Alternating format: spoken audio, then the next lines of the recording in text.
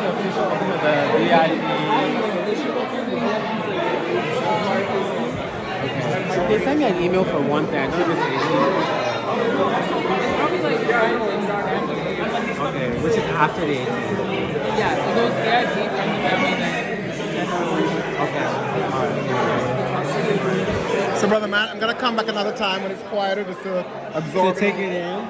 And I'm gonna head out to the Ghanaian, so I'm gonna go see Spencer Valley. He's gonna launch at yeah, Crybaby Gallery. Yeah, it's just a quick Spencer? Yeah, it's Like fashion his current designer. collection. Yeah. Oh, it's clothing, not... Yeah, no, okay, collection. okay. He's using the gallery. You know, the gallery has a bar in the back, right? Oh. Cocktail bar in the back. So, have you ever I been? would like to be there.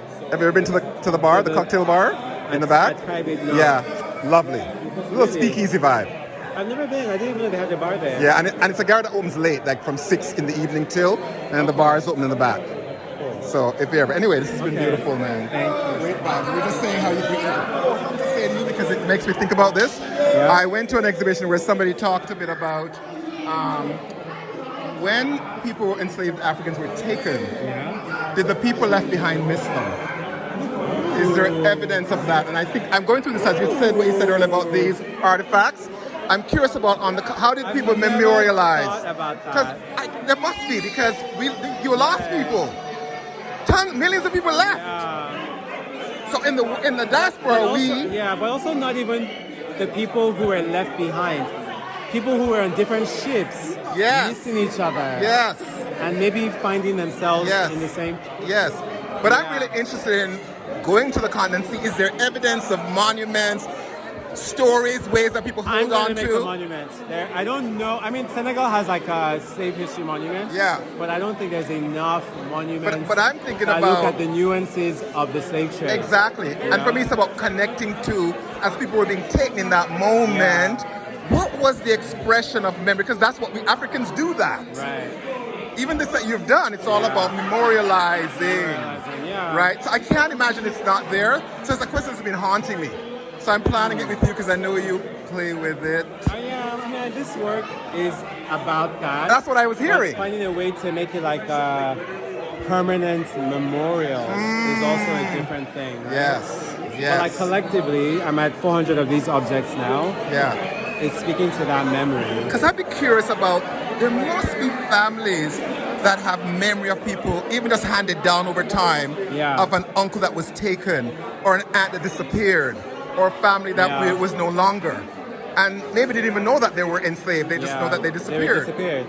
I can't imagine not those stories in Africa. There must be. Nigeria, Ghana, Yeah. those places where a lot of populations were taken from. Yeah. And then somebody said once, the one thing they wondered about is it about a certain kind of grief that had to let you not think about it, to let it go? And is it connected to how colonization also happened at the same time on the continent?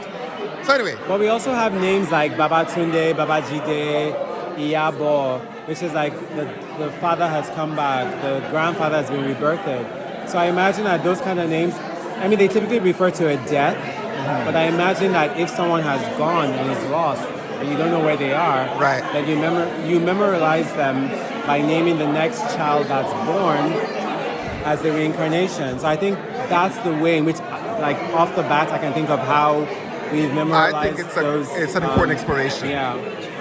Thank you. I've not thought about it from this perspective before. And really, Claire Carew is the artist Yeah. who was part of the Dawa collective thing that Andrea Fachona curated. Okay. That had a piece that What's was the what it was artist's name? called. Claire Carew. Claire Carew. Guyanese artist. Okay. And I think she's an IG, Claire Carew, and that was her piece. Okay. Did you remember us when we were gone? Or did you miss us when we were gone?